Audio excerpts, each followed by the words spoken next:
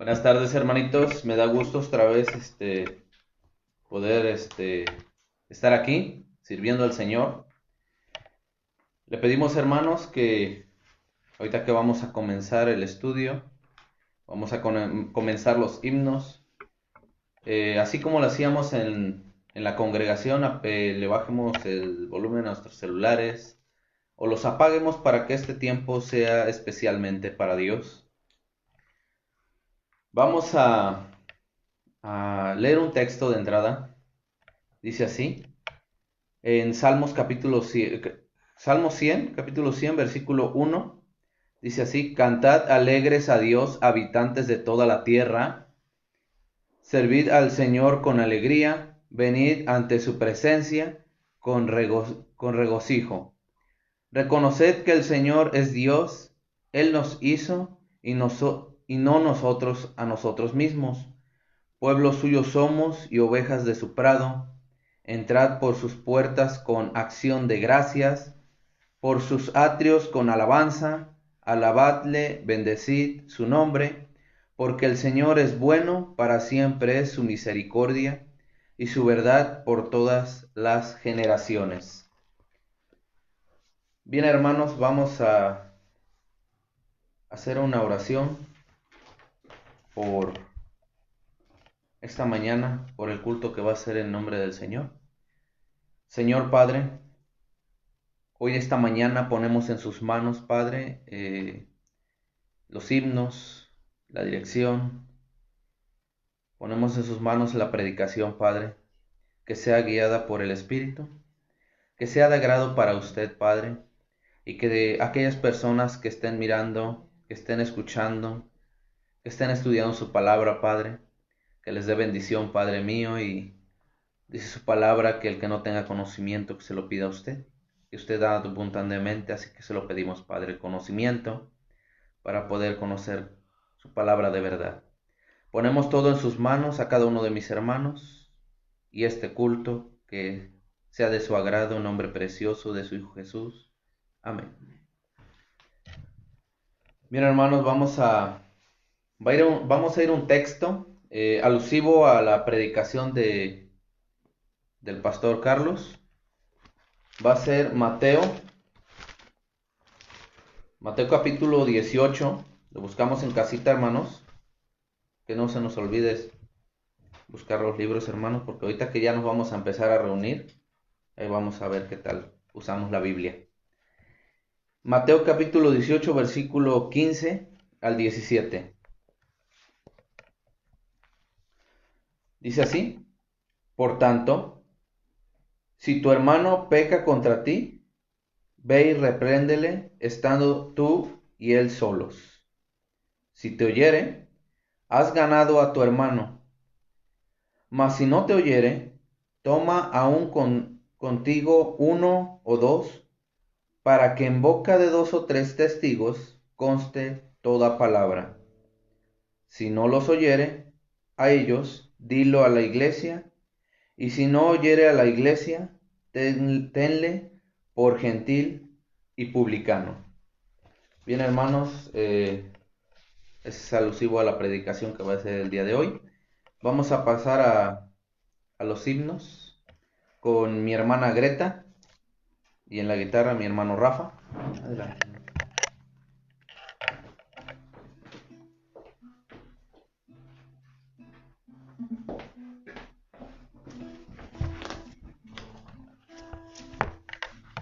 Buenos días, hermanos. Es un gusto, como siempre, cada domingo estar con ustedes.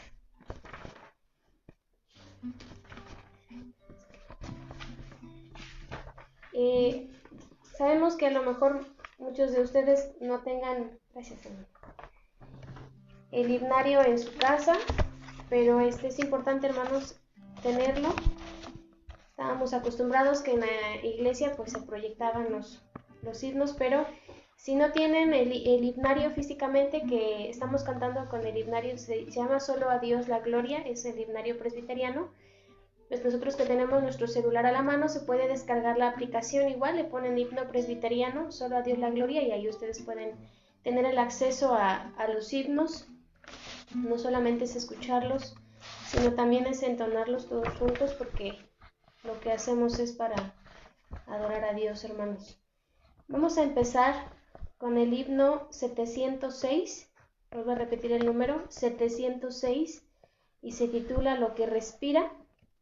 Y este himno está basado en el Salmo 149 y dice de la siguiente manera: Cantad al Señor cántico nuevo, su alabanza sea en la congregación de los santos. Alegres Israel en su Hacedor, los hijos de Sión se gocen en su Rey. Alaben su nombre con danza, con pandero y con arpa a él canten, porque el Señor tiene contentamiento en su pueblo, hermoseará a los humildes con la salvación. Regocíjense los santos por su gloria y canten aún sobre sus camas. Exalten a Dios con sus gargantas y espadas de 2 filos en sus manos. Vamos a cantar, hermanos, todos juntos el himno 706, Lo que respira.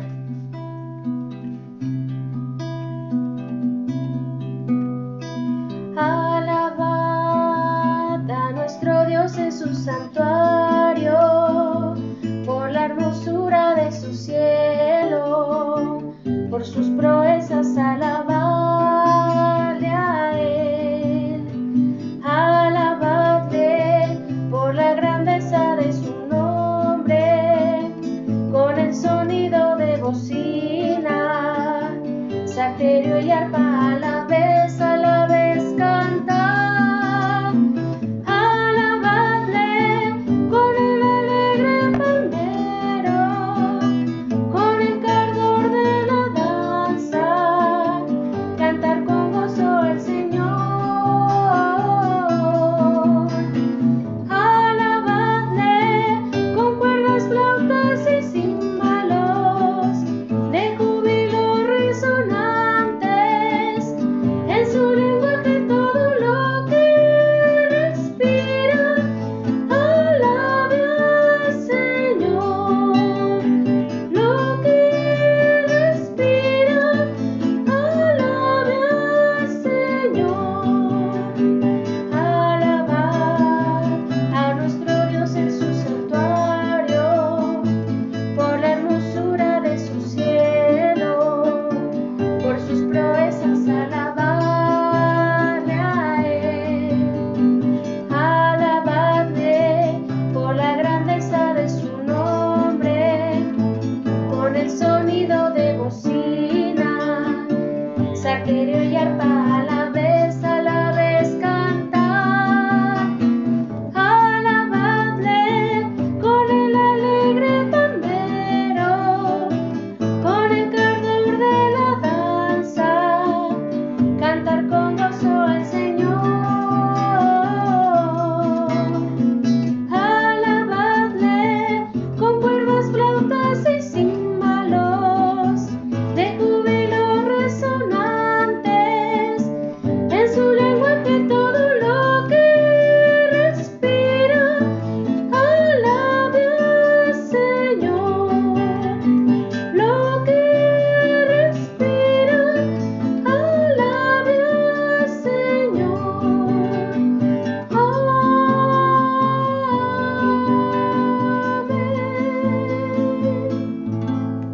Amén, hermanos. Busquemos el himno número 268.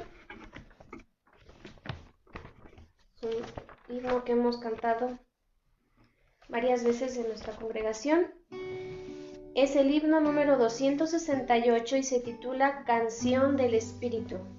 Canción del Espíritu. Y en el Evangelio de Juan, capítulo 16, versículo 20, dice lo siguiente: De cierto os digo, que vosotros lloraréis y lamentaréis, y el mundo se alegrará. Pero aunque vosotros estéis tristes, vuestra tristeza se convertirá en gozo. Amén, hermanos. Cantemos juntos.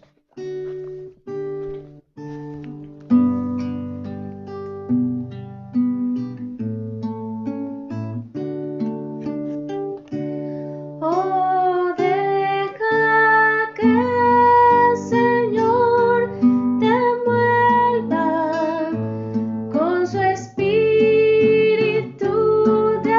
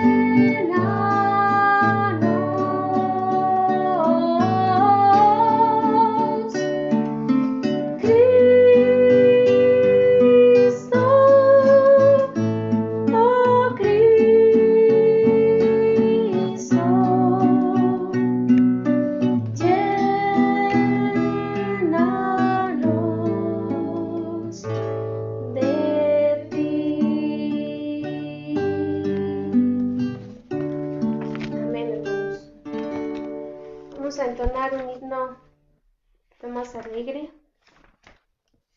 Es el himno 386. Repito, 386. Dulces melodías cantaré. Colosenses 3:16 dice: la palabra de Cristo mora en abundancia en vosotros, exhortándoos y enseñándoos unos a otros en toda sabiduría, cantando con gracia en vuestros corazones al Señor con salmos e himnos y cánticos espirituales. Amén, hermanos. Cantemos juntos.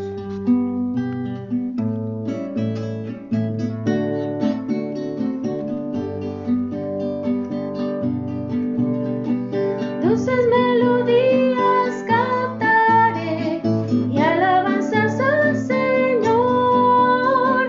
A su nombre gloria yo daré por su inefable amor. De Jesús el nombre, dulces para mí.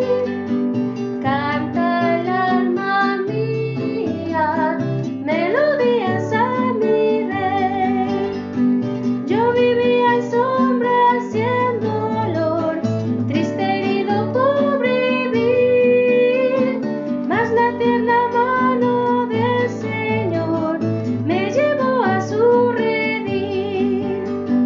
De Jesús el nombre, dulces para mí.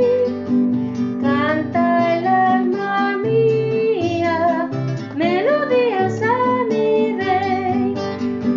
Fuente perenal de gracia hallé, al amparo de su amor.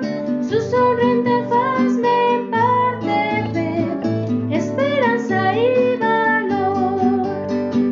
De Jesús el nombre, dulces para mí. Canta el alma mía, melodías a mi Rey. Aunque por el valle de aflicción tenga que pasar aquí, mi Jesús dará su protección, Él se acordará de mí. De Jesús el nombre, dulces para mí. Canta el alma mía, melodías a mi Rey.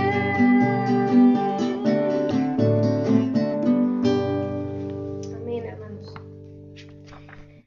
Probablemente en esta semana se ha pasado por momentos difíciles, algunos de alegría, otros de prueba, otros de tristeza, algunos a lo mejor en enfermedad, tribulación, escasez. Pero tenemos una promesa muy hermosa, hermanos, y esto es lo que vamos a cantar el día de hoy, el himno 363. Repito, 363, en Jesucristo, puerto de paz. Y su palabra en 2 de Tesalonicenses, capítulo 3, versículo 16, dice: y el mismo Señor de paz os dé siempre paz en toda manera. El Señor sea con todos vosotros. Y esta es nuestra esperanza, hermanos. Hemos creído en Cristo Jesús y Él no nos da una vida color de rosa, una vida de abundancia, una vida donde no vamos a padecer. Muy al contrario, el Señor Jesucristo dijo que el mundo nos iba a aborrecer a causa de Él y que en el mundo tendríamos aflicción, pero que confiáramos porque Él ha vencido al mundo y que Él había venido a traer paz. Así que cantemos juntos, hermanos, con mucha alegría este himno.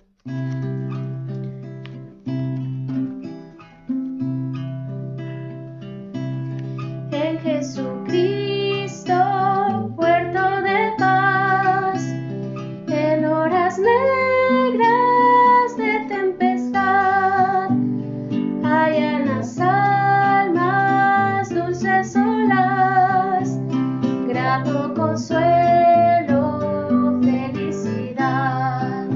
Gloria cantemos al Redentor, que por nosotros quiso morir, y que la gracia del Salvador siempre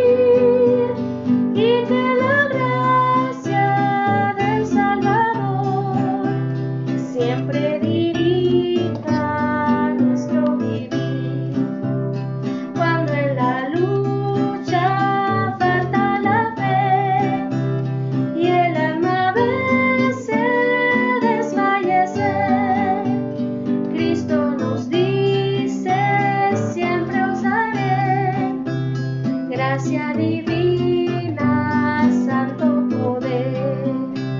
Gloria cantemos al Redentor, que por nosotros quiso morir, y que la gracia del Salvador siempre dirija nuestro vivir.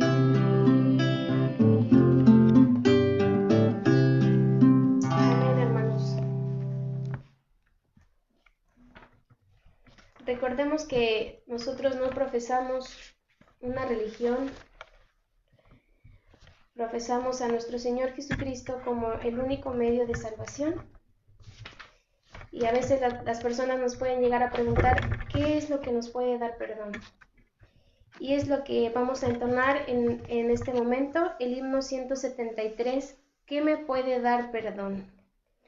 Y hay un pasaje en la primera carta de Pedro, capítulo 1, versículo 18 al 19, que nos da esta respuesta. Dice, sabiendo que fuisteis rescatados de vuestra vana manera de vivir, la cual recibisteis de vuestros padres, no con cosas corruptibles como oro o plata, sino con la sangre preciosa de Cristo, como un cordero sin mancha y sin contaminación. Solo por medio de la sangre de Cristo es como podemos llegar a ser salvos, hermanos, y ser limpios de toda nuestra maldad. Amén. Así que vamos a entonar este himno, hermanos.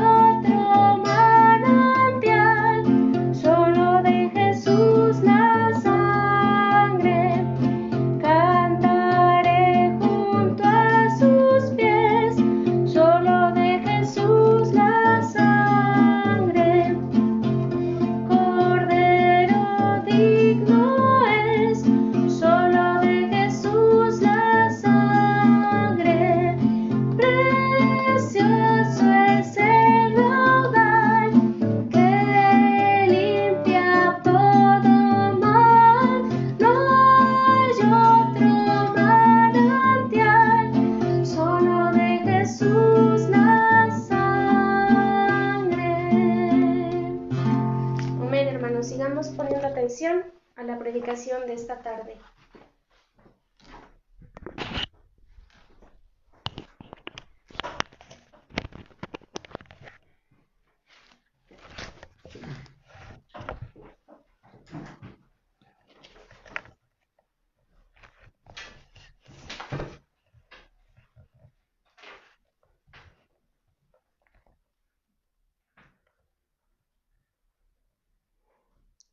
Pues hemos estado estudiando la carta a los Corintios la primera carta a los Corintios, que es una carta altamente eclesiástica. Es decir, es una carta que el apóstol Pablo le escribe a los Corintios y que trae constantes instrucciones para desarrollar a cabo de la manera correcta la labor de la iglesia. Así que si pudiéramos hablar de un documento en el Nuevo Testamento que abunda en información sobre qué es la iglesia y cómo debe de ser, esta sería la primera carta a los Corintios. Precisamente el tema que aparece en toda la carta es el tema del cuerpo. Y el cuerpo se va a usar metafóricamente para hablar de la iglesia. El cuerpo también se va a utilizar para hablar de nuestro cuerpo como templo del Espíritu de Dios. Y también se va a hablar de nuestro cuerpo como un instrumento para Dios y no para la fornicación. Ya en el capítulo 15 se volverá a tomar el tema del cuerpo, que experimentará la resurrección de los muertos y la glorificación. Abran sus Biblias, por favor, en 1 Corintios, capítulo 5, y vamos a dar lectura del verso 1 al verso 7.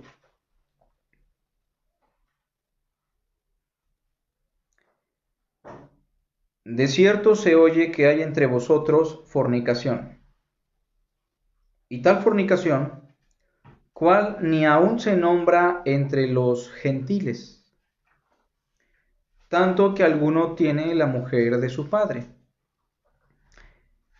Y ustedes están envanecidos. ¿No deberían más bien haberos lamentado para que fuese quitado de en medio de vosotros el que cometió tal acción? Ciertamente yo, como ausente en cuerpo, pero presente en espíritu, ya como presente he juzgado al que tal cosa ha hecho. En el nombre de nuestro Señor Jesucristo, reunidos vosotros y mi espíritu, con el poder de nuestro Señor Jesucristo, el tal sea entregado a Satanás para destrucción de la carne, a fin de que el espíritu sea salvo en el día del Señor. No es buena vuestra jactancia. ¿No sabéis que un poco de levadura leuda toda la masa? Limpiaos, pues, de la vieja levadura, para que seáis nueva masa, sin levadura como sois, porque nuestra Pascua, que es Cristo, ya fue sacrificada por nosotros. Bueno, 1 Corintios capítulo 5 del verso 1 al verso 13, si quisiéramos ser más específicos, nos habla de una situación complicada dentro del cuerpo de Cristo. Una situación que involucra pecado, que involucra mal testimonio para los que están fuera de la iglesia, y eso provoca que el día de hoy hablemos de la disciplina en el cuerpo de Cristo. La disciplina en el cuerpo de Cristo. La ciudad de los Corintios, hermanos, se encontraba en un lugar estratégico. La ciudad estaba sentada en una isla que fungía como un puerto en tiempos del apóstol Pablo. Esta ciudad era un puente entre Asia Menor y Europa. De manera que los marineros, para ahorrar tiempo y llegar de manera más eficaz y rápida a su destino, siempre hacían parada en el puerto de Corinto. Esta ciudad era una ciudad plenamente depravada. De hecho, el término corintianizar se empezó a usar para hablar de personas que vivían en una gran inmoralidad. Solo como para ser un poco específicos, como cualquier otra ciudad griega, la ciudad de Corinto tenía una acrópolis. No sé si sepan, hermanos, lo que es una acrópolis, pero una acrópolis era una ciudad pequeñita dentro de la ciudad. Regularmente la acrópolis se encontraba en la parte central o en la parte más alta de la ciudad, y en este lugar regularmente se colocaban los templos y los ídolos que se adoraban en ese lugar. Bueno, en la ciudad de Corinto existía un templo de Afrodita, la cual era la diosa del amor, y en ese templo había cientos de prostitutas y sacerdotisas que bajaban de la Acrópolis a la ciudad para recibir a los marineros, hablarles de su destino y para tener relaciones sexuales con ellos. De manera que esta ciudad era una ciudad completamente depravada, torcida, idólatra, aparte de que estaban infectados por las filosofías de los griegos. En una ciudad tan perversa, en una ciudad tan depravada, el apóstol Pablo, con la ayuda de Dios, logró fundar una pequeña iglesia, la iglesia de Corinto. Es precisamente a esta iglesia a la cual está escribiendo el apóstol Pablo. Es una iglesia que por su contexto cultural en la ciudad está minando a la iglesia ciertas prácticas, actitudes y cuestiones que ponen en riesgo la salud espiritual de la congregación. Para los hermanos de Corinto muy probablemente aún no era muy claro cómo actuar como cristiano. Y para ellos era muy fácil ver a un hermano cometiendo fornicación, ver a un hermano cometiendo actos de sacrilegio en cultos paganos. Entre otras cosas, el apóstol Pablo tiene como finalidad enderezar la iglesia de Corinto, que está siendo afectada por la cultura y por la sociedad de la misma ciudad. Bueno, el asunto es que en el capítulo 5, verso 1, se nos explica que había un pecado en particular. Un pecado de fornicación, y una fornicación tan espeluznante que ni siquiera se escuchaba entre los paganos, ni siquiera los gentiles o los que no conocían a Dios lo practicaban. El asunto era que un hermano o un miembro de la iglesia de Corinto estaba teniendo relaciones sexuales con la mujer de su padre, es decir, con su madrastra.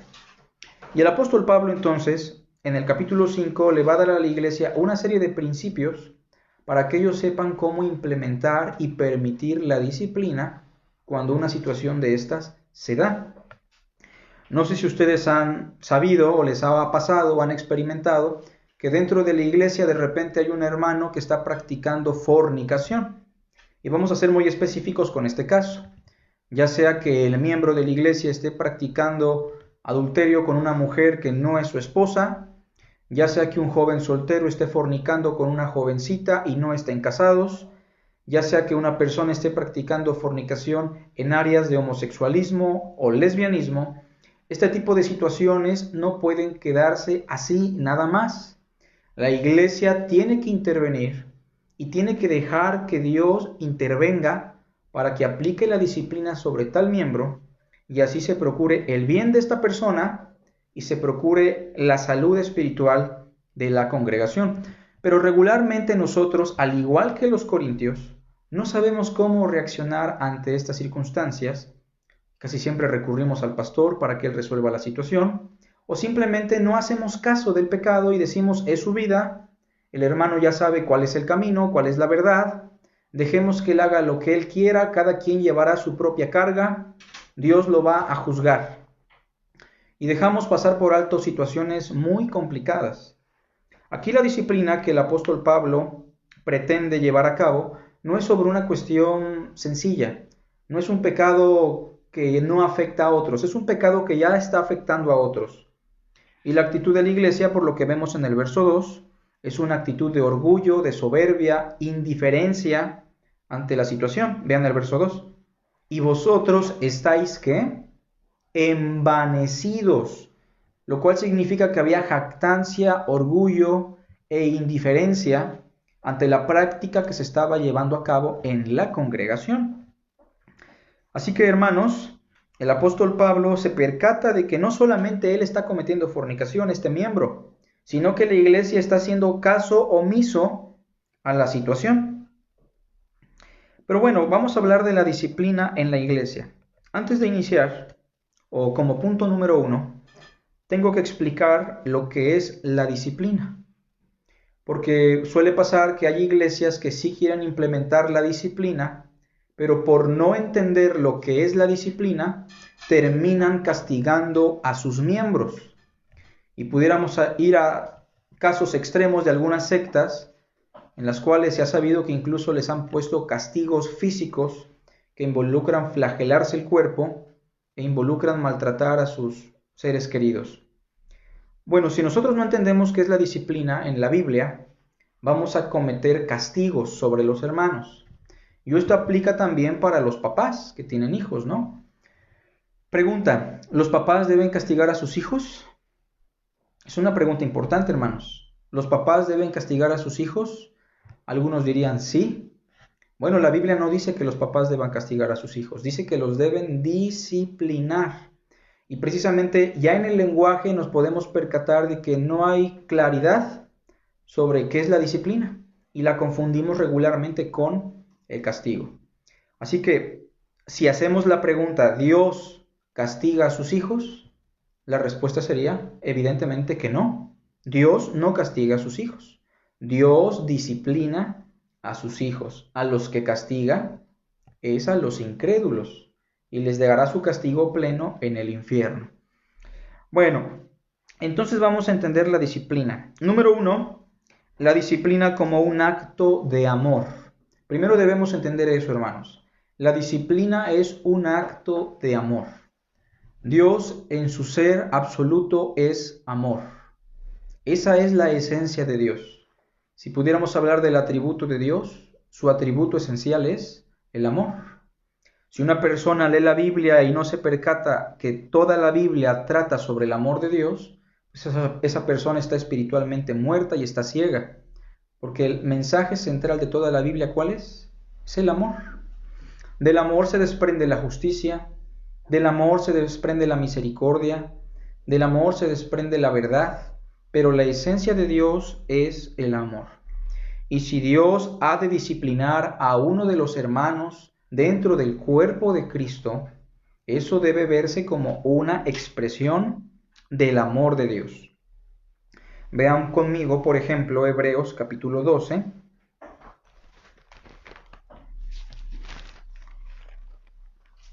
Hebreos capítulo 12, y no pierdan primero los Corintios, y leamos del verso 5 al 6.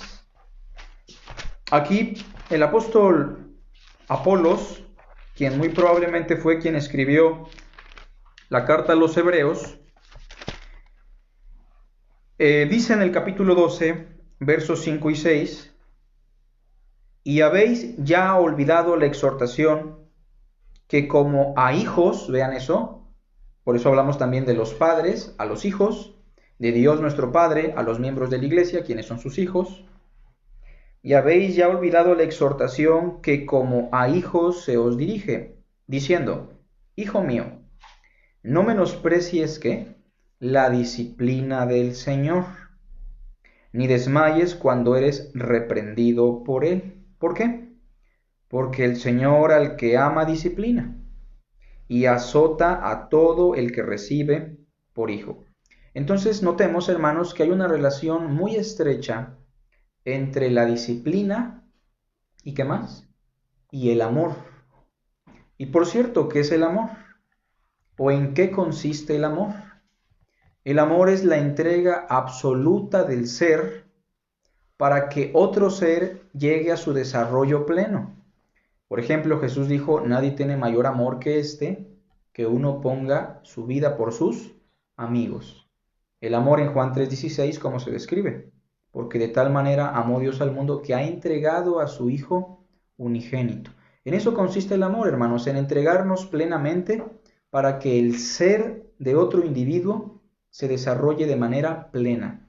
Pero esta entrega, hermanos, no significa consentir o pasar por alto las faltas de aquellas personas a las que amamos.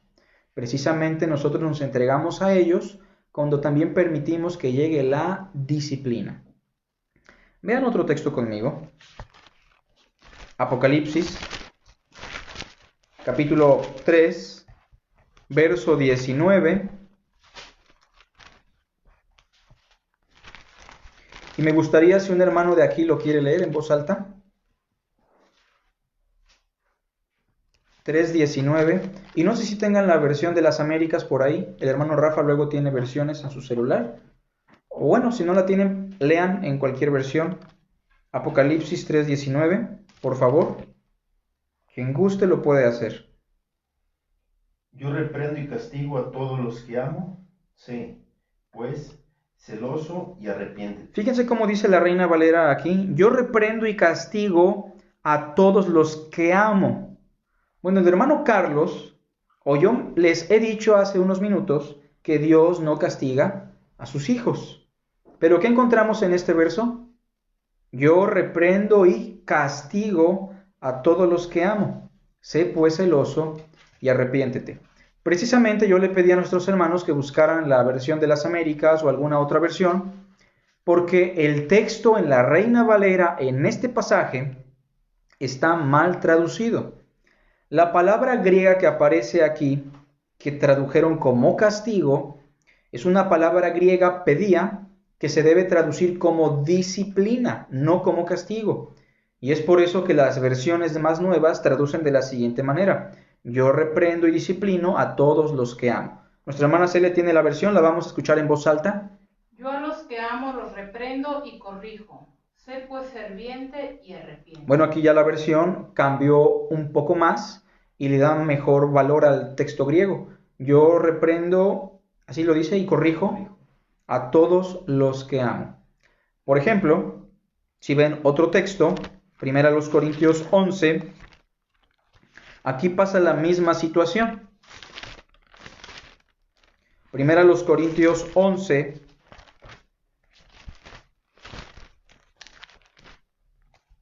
versículo 29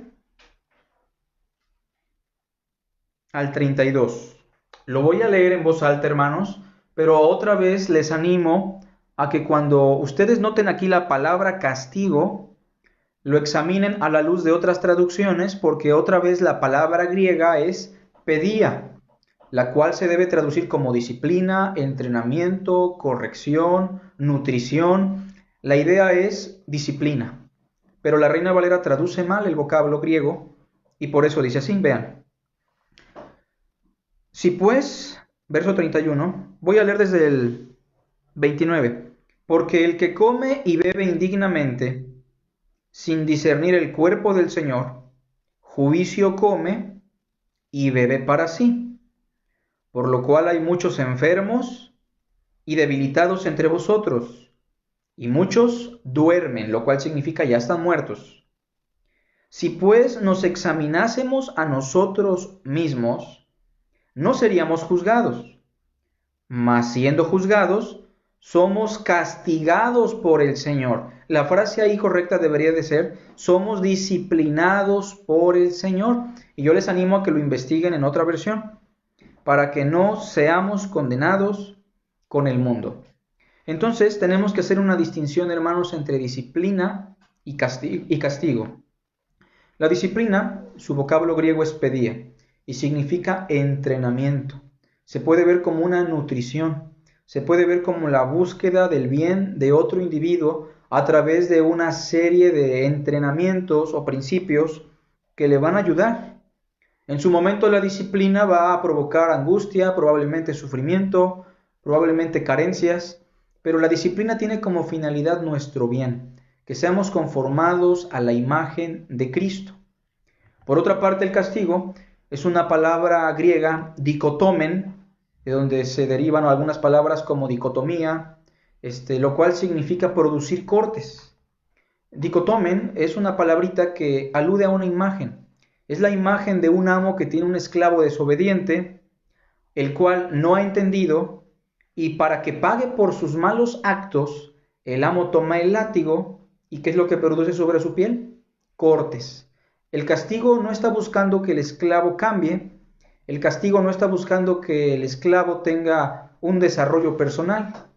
El castigo busca, o el amo está buscando con los látigos, que simplemente el criminal o el esclavo pague por sus malos actos, nada más. Es un acto de retribución, es un acto de castigo. Y si van conmigo a Mateo, capítulo 25,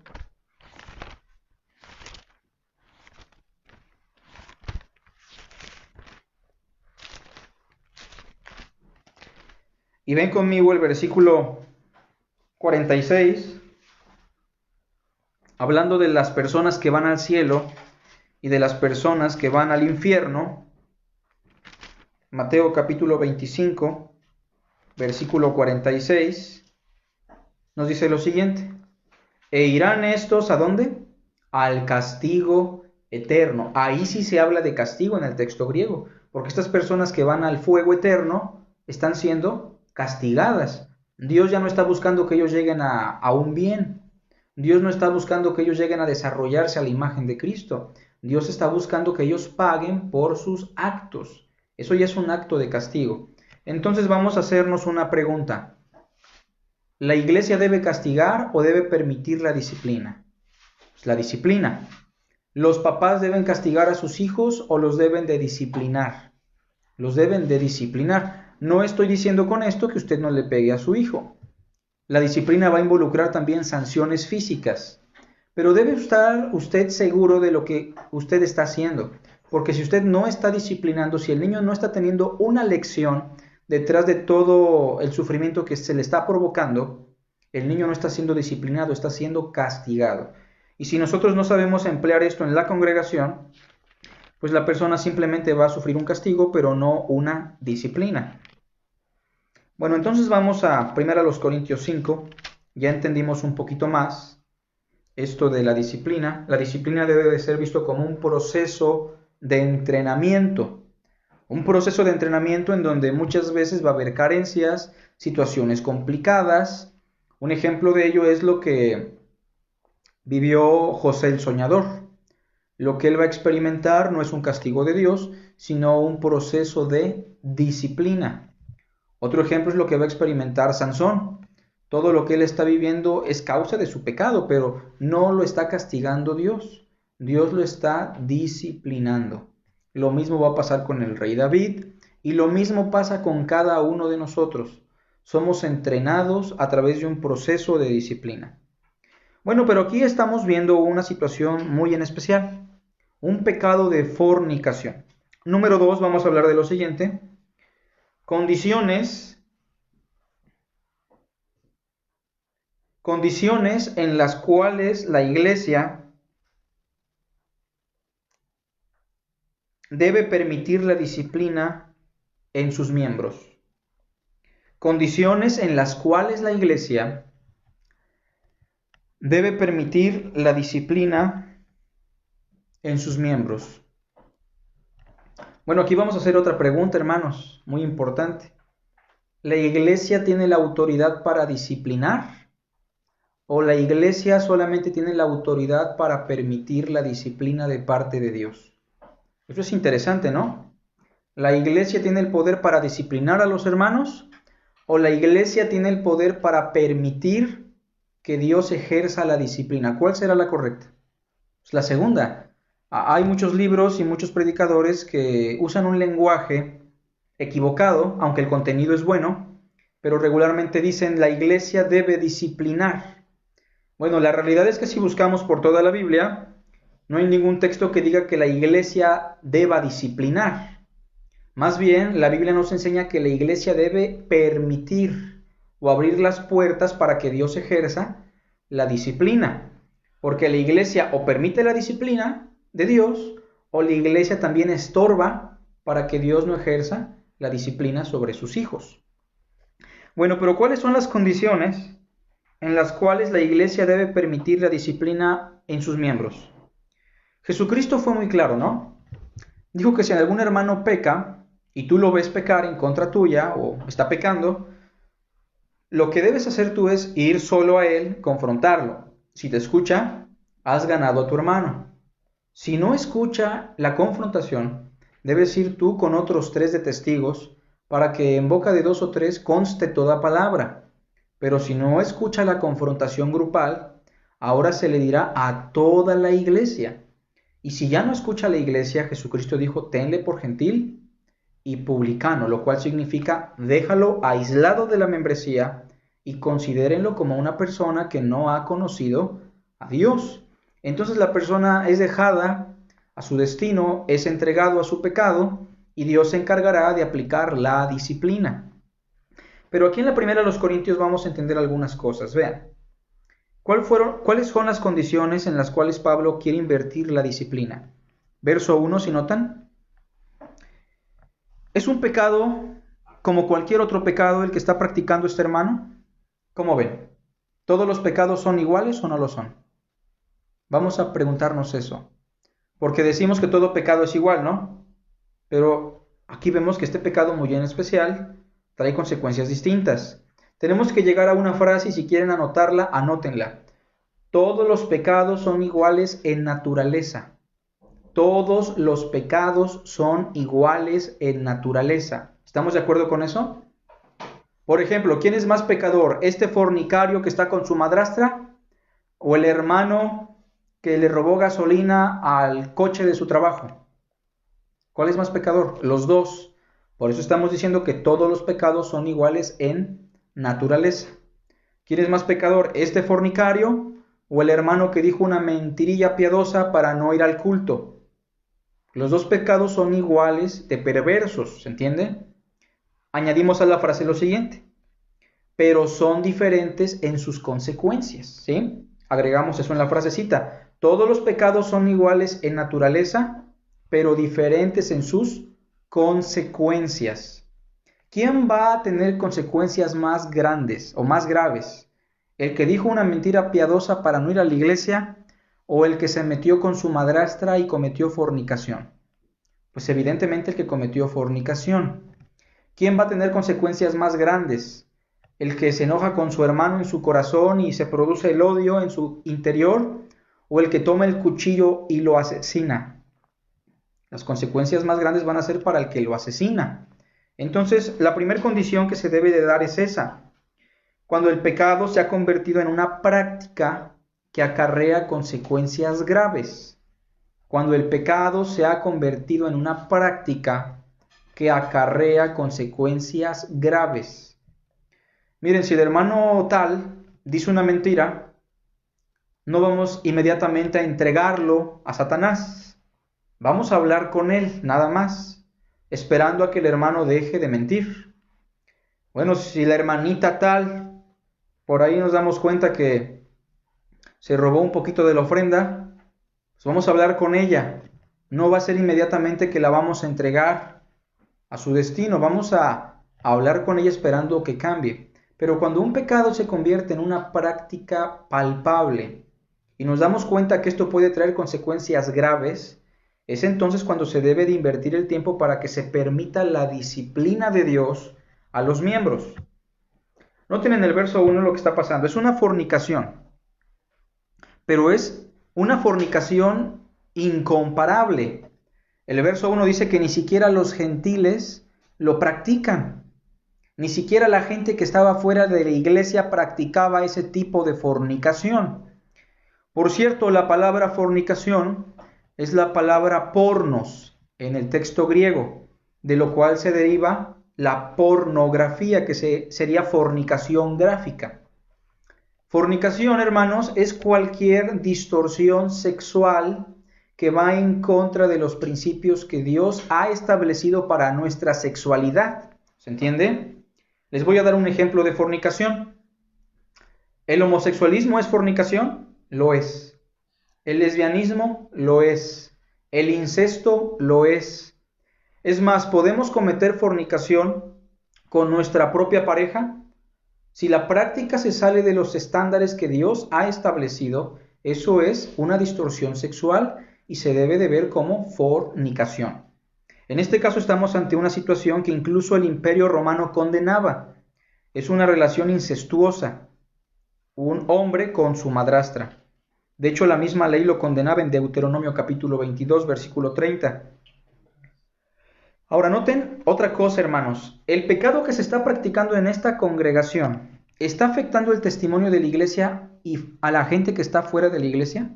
También, porque Pablo dice en el verso 1, ni aún se nombra entre los gentiles. Aún los gentiles están escandalizados. Aún la gente fuera de la congregación está espantada por lo que está pasando en esta iglesia. Y otra cosa que debemos notar aquí, hermanos, ¿hay signos de arrepentimiento de lo que está pasando? Parece que no. En esa situación entonces debemos nosotros permitir que se dé la disciplina. Cuando el pecado es una práctica que trae consecuencias graves, cuando el pecado está dañando el testimonio de Cristo incluso con personas de afuera, y cuando no hay signos de arrepentimiento, la iglesia debe intervenir para que la disciplina llegue a esta persona. Número 3, es una pregunta. ¿Cómo debe actuar la iglesia para que la disciplina logre su cometido? ¿Cómo debe actuar la iglesia para que la disciplina logre su cometido? ¿Cómo debe de actuar la congregación, hermanos? Bueno, ya hemos dicho, ¿no? Lo primero, la iglesia debe de entender que el que ejecuta la disciplina es Dios, no la iglesia. ¿La iglesia qué hace? Permite que Dios ejecute la disciplina. La iglesia simplemente entrega a la persona a la disciplina, pero la iglesia no lo disciplina. Simplemente la iglesia lo va a excomulgar, lo va a quitar de la membresía, pero la disciplina la va a aplicar el Señor. Bueno, primero, hermanos, lo que debe hacer una iglesia ante esta situación, inciso A, es entender la magnitud del daño. Entender la magnitud del daño. Vean lo que dice el versículo 2. Ante esta situación, ¿cómo estaban los corintios? Estaban envanecidos, ¿lo ven? Y vosotros estáis envanecidos, versículo 2. ¿Qué quiere decir Pablo con esto? Que los hermanos no estaban preocupados por la situación. Los hermanos no veían este pecado como algo grave. Ellos estaban orgullosos, estaban llenos de soberbia y estaban indiferentes ante lo que estaba ocurriendo con este hermano. Pablo dice, ustedes están envanecidos. Verso 2. ¿No debierais más bien haberos lamentado para que fuese quitado de en medio de ustedes el que cometió tal acción? Deberían estar tristes, deberían estar preocupados, deberían estar espantados y lamentándose por lo que está ocurriendo en su iglesia. Regularmente pasa que nos enteramos que un hermano está practicando fornicación o que está practicando algún otro pecado que es grave porque está dañando ya la congregación y el testimonio de Cristo. Y regularmente lo que decimos es, pues ya sabe el hermano, ¿no? Es su vida, pues yo no me voy a meter con él. O incluso algunos hermanos dicen, pues tú no te metas, hermano, a ti no te incumbes cosa del hermano, de la hermana. Y llegamos a un punto, hermanos, en los cuales se está permitiendo la fornicación entre los miembros. Se está permitiendo que los matrimonios sean destruidos. Se está permitiendo el robo. Se está permitiendo la mentira. Se está permitiendo el homosexualismo hasta la fecha, incluso en algunas congregaciones. Y esto provoca, hermanos, que el apóstol Pablo nos reprenda, como lo dice el verso 2. ¿No debe más bien lamentarse para que fuese quitado de en medio el que cometió tal acción? Bueno, entonces primero la iglesia debe de entender la magnitud del daño. Inciso B, examinar el caso en un acto de asamblea. Examinar el caso en un acto de asamblea. La iglesia no va a entregar a la persona a la disciplina únicamente porque el pastor o porque 2 o 3 personas lo han determinado. La iglesia debe reunirse, la membresía. Y cuando me refiero a la membresía, me refiero a los que conforman la congregación, los que realmente han profesado fe y han llegado al bautismo para ser miembros de la iglesia. Ellos se deben de reunir y emitir juicio sobre tal acto. Vean lo que dice el versículo 3. Ciertamente yo, Pablo, como ausente en cuerpo, pero presente en espíritu, ya como presente he juzgado al que tal cosa ha hecho, en el nombre de nuestro Señor Jesucristo. ¿Qué dice después? Reunidos vosotros. ¿Qué significa eso? Esta situación la tenemos que arreglar reunidos. ¿Se entiende la idea? En una congregación, en asamblea. Reunidos vosotros y mi espíritu, con el poder del Señor Jesucristo, dice, el tal se ha entregado a Satanás para destrucción de la carne. Es lo mismo que dijo el Señor Jesucristo, ¿no? Díganlo a la iglesia. Y si no escucha la iglesia, ¿qué hacemos? Le tenemos por gentil y publicano. En las palabras de Pablo, se ha entregado a Satanás. Lo cual nos lleva al inciso C. La iglesia debe excomulgar al miembro responsable. Debe excomulgar al miembro responsable. Si no hay signos de arrepentimiento y la práctica sigue palpable, la iglesia lo debe de excomulgar. ¿Qué significa esto de excomulgarlo, hermanos? Significa que vamos a quebrantar con él la comunión. No se le va a permitir tomar la cena, no se le va a permitir participar en el culto, no se le va a permitir tener amistad con la membresía, lo vamos a tener como una persona pagana que no ha llegado a la fe, o que al menos eso está aparentando. Eso no significa que no va a poder entrar al santuario. Él puede entrar si quiere porque es un lugar público, pero no vamos a dejar que tenga contacto con la membresía, y sí tenemos que exhibir con nombre y apellido la situación que está ocurriendo. Noten lo que dice Pablo en el verso 2. ¿No deberían más bien haberos lamentado para que fuese ¿qué? Quitado de en medio? Debieron haberlo quitado. ¿Qué es lo que dice el verso 5? El tal sea entregado a Satanás. ¿Qué es lo que dice el verso 13? Porque a los que están fuera Dios juzgará. Al final, ¿qué dice? Quitad pues a ese perverso de entre vosotros. Os parece un poco duro lo que dice Pablo, pero si queremos que la iglesia tenga sanidad, salud espiritual, debemos dejar que la disciplina sea ejecutada por Dios. Noten lo que dice el versículo 6. No es bueno vuestro orgullo, vuestra jactancia. ¿Por qué son indiferentes, hermanos? Eso no es bueno. ¿Qué no saben que un poco de levadura leuda toda la masa? Lo que está diciendo es, una situación como esta, por muy insignificante que parezca ante ustedes, va a dañar toda la congregación. Y es que, hermanos, eso es verídico. Si dejamos que un hermano practique fornicación, al rato va a haber 2 o 3 personas que van a estar practicando fornicación. Si no tratamos un asunto de lesbianismo, de homosexualidad, al rato tendremos 2, 3, 4 casos de homosexualidad en la congregación. Si dejamos que un hermano sea mentiroso y lo permitimos, y no le decimos nada y no permitimos que la disciplina llegue a su vida, al rato todos los hermanos vamos a estar practicando la mentira. Si permitimos incluso que el chisme, ¿no?, que es muy común en las congregaciones a veces, fluya y no decimos nada y no confrontamos, al rato se hace un problema grande en la congregación. Un poco de levadura leuda toda la masa. Y número 4, para terminar, hermanos, la disciplina tiene como fin la salvación del individuo. La disciplina tiene como fin la salvación del individuo. Pregunta, hermanos, ¿este hombre que estaba practicando esta fornicación era cristiano, sí o no? Es una pregunta que yo dejo para ustedes. ¿Cómo ven? ¿Era un cristiano o no era un cristiano? Algunos podemos decir, no lo era. Otros podemos decir, tal vez sí lo era, pero estaba practicando, estaba endurecido en su pecado. Bueno, la realidad, hermanos, es que eso no se va a saber hasta que veamos los frutos de la disciplina. Si la persona llega al arrepentimiento después de pasar por ese proceso de disciplina, esa sería una evidencia de que la persona sí era un hijo de Dios, o al menos si no lo era, le sirvió estar en ese pecado y en ese sufrimiento para que llegara a la fe.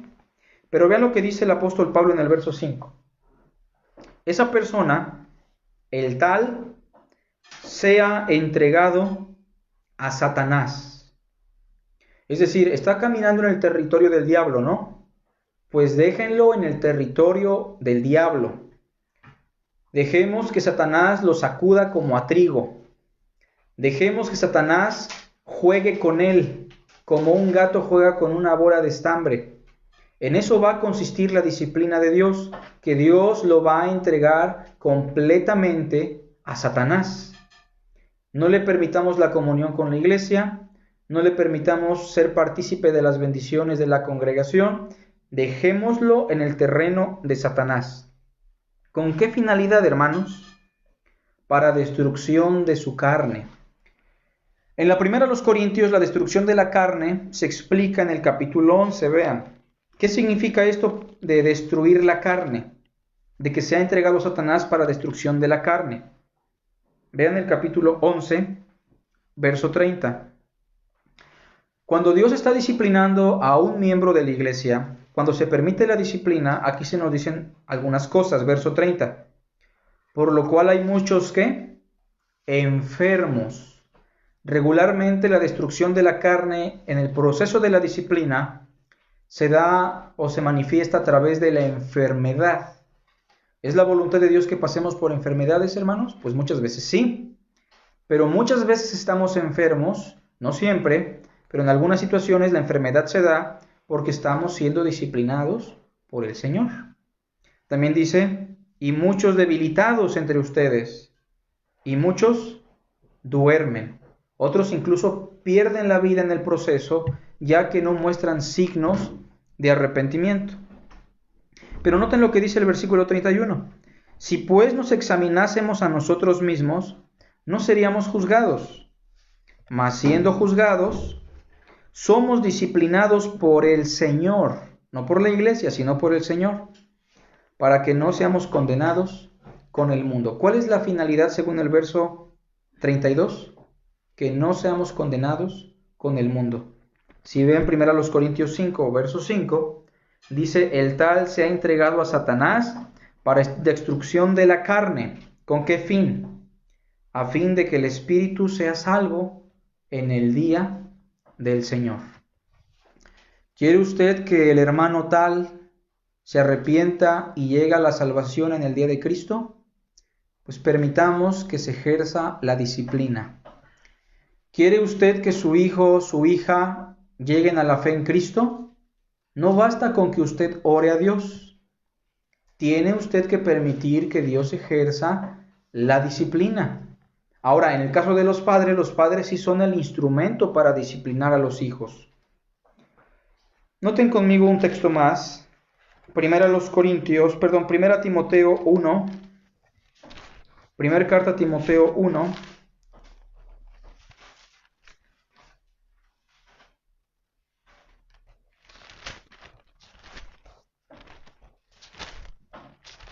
Versículo 18 al 20. Dice de la siguiente manera: este mandamiento, hijo Timoteo, te encargo, para que conforme a las profecías que se hicieron antes en cuanto a ti, milites por ellas la buena milicia, manteniendo la fe y buena conciencia, desechando la cual naufragaron en cuanto a la fe algunos, de los cuales son Himeneo y Alejandro, a quienes entregué a Satanás para que aprendan a no blasfemar. Noten cómo esta práctica de la disciplina, hermanos, era una práctica común y constante en la congregación. También si notan en la primera carta a Timoteo al final,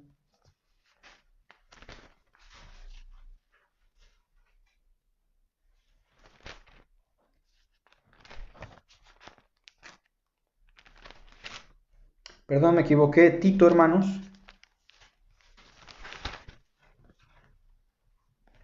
Capítulo 3, versículo 10, Pablo dice, al hombre que cause divisiones después de una y otra amonestación, ¿qué dice? Deséchalo, quítalo de en medio, sabiendo que el tal se ha pervertido y peca y está condenado por su propio juicio. ¿Cómo estamos permitiendo la disciplina dentro del cuerpo de Cristo, hermanos? ¿Cómo está usted invirtiendo la disciplina en su familia, en sus hijos? Tomemos este texto entonces y reflexionemos para que nos vaya mejor, hermanos, para que las cosas salgan como Dios quiere. Hagamos una oración. Gracias te damos, Padre, por tu palabra, porque es como una espada aguda de dos filos. Gracias, Señor, por la disciplina, porque sabemos que tú nos amas. Porque sabemos que tú te preocupas por las necesidades primarias, las cuales se dan, Señor, cuando pasamos por disciplina. Por eso, Señor, pasamos por enfermedades, por eso pasamos por crisis económicas, por eso no nos salen bien las cosas que planeamos, Señor, porque tú nos disciplinas. Pero, Padre, cuando el pecado sea grave, cuando el pecado esté dañando la iglesia, el cuerpo de Cristo, ayúdanos a nosotros como miembros a abrir las puertas para que tú entres y tomes al hermano, a la hermana y apliques tu disciplina, Señor. Danos el valor y el amor para permitirlo. Te lo suplicamos, Padre, en Cristo Jesús. Amén. Seguimos con lo que resta del servicio, hermanos.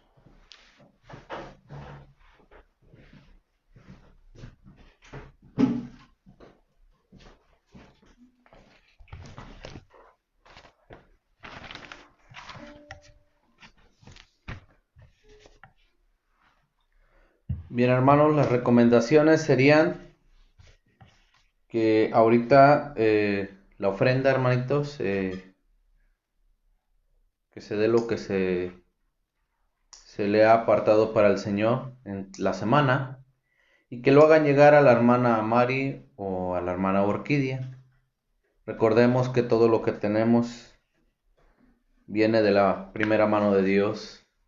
Aún lo que nosotros tenemos puesto, aún nuestras casas, recordemos que Dios nos lo ha dado. Aunque digamos que nosotros nos hemos esforzado, Dios nos ha permitido tener todo eso.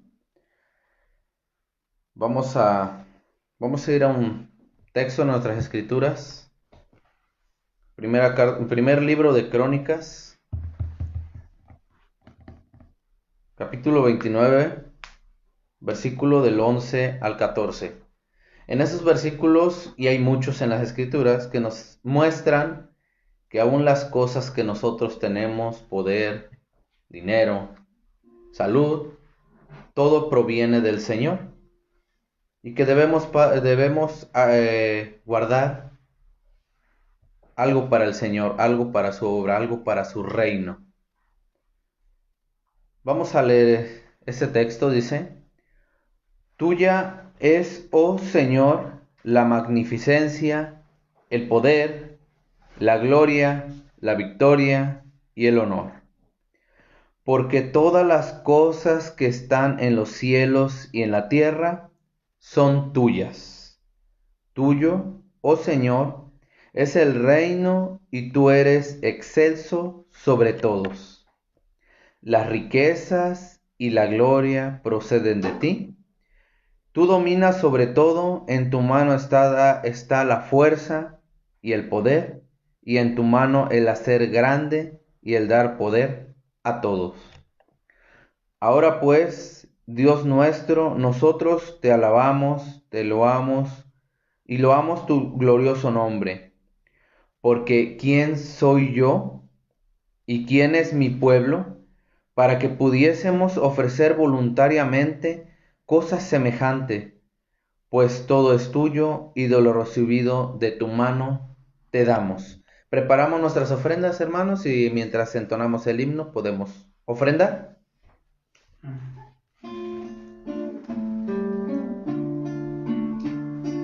Dale tu ofrenda al Señor, dásela de corazón.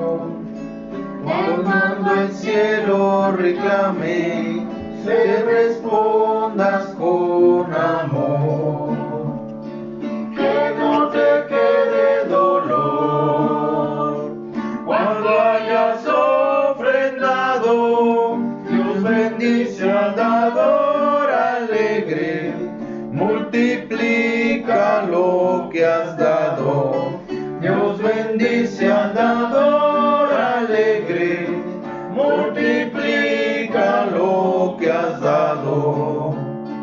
Dale tu ofrenda al Señor, dásela de corazón, que cuando el cielo reclame, le respondas con amor.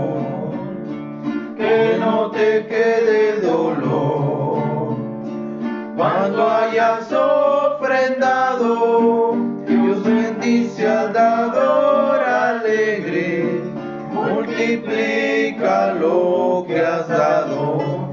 Dios bendice al dador alegre, multiplica lo que has dado. Así que, hermanos, hay que dar de lo poquito que Dios pone en nuestro trabajo, que Dios nos permite llegar a nuestras manos. Vamos a pasar a lo siguiente. Vamos a hacer una oración, pero también tenemos varias peticiones de oración. Esperemos si las vayan anotando en casita. Dice la Escritura que si nos reuniéramos a pedir algo en su nombre, por Dios será hecho. Así que tenemos que tener confianza, depositar nuestra fe y orarle al Señor, que es lo principal, hermanos. Las peticiones tenemos por la salud del hermano Rosendo y su familia. Recordemos que tenemos a mi hermano Rosendo y a cada uno de ustedes, hermanos, les pedimos que lo puedan visitar, que eso le alegra al hermano, la visita de los hermanos. También por la familia de doña Laura, por la hermana Rocío y su familia, por la salud y vida de la hermana Lulú y su familia, por la salud del hermano Rafa y la hermana Cele, que han permitido que podamos hacer aquí en su casa, nos han abierto un espacio. Hay que orar por ellos también, hermanos. Por la tía de Carlitos, Leti, su salud y por su salvación de ella y de su familia. Por Lupita y su salvación y la de su familia. Por el matrimonio y la familia de la hermana Yaret. Por el proyecto de los niños. Por las personas que se están evangelizando y también por las familias de la iglesia. Hay que estar orando, hermanitos, y recordar que si Dios nos permite en un tiempo más ya no vamos a poder reunir. Se supone que ya nos dieron el banderazo, que ya nos vamos a poder empezar a reunir, así que hay que ponerlo también en oración, hermanos, para encontrar un lugar donde nos podamos reunir. Vamos a orar. Señor Padre, Padre eterno, hoy agradecemos este hermoso día que usted ha permitido a cada uno de nosotros, a cada uno de mis hermanos. Gracias, Padre, por poder permitir que podamos escuchar su palabra, ser alimentados con su palabra bendita. Le pedimos, Padre, que cada uno de los que escuchamos esta palabra, podamos llegar a reconocer, Padre mío, y no tan solo ser oidores, sino hacedores de tu palabra. Poner todo en práctica, Padre. Ponemos en sus manos a mis hermanos que están enfermos, que usted les dé salud. A mi hermano Rosendo, su familia, a mi hermano Rafa, Padre mío, que le dé salud si es su voluntad, Padre mío, y que lo siga llevando de su mano para seguir en su palabra. También por la hermana Rocío, su familia, que sigan recibiendo el Evangelio.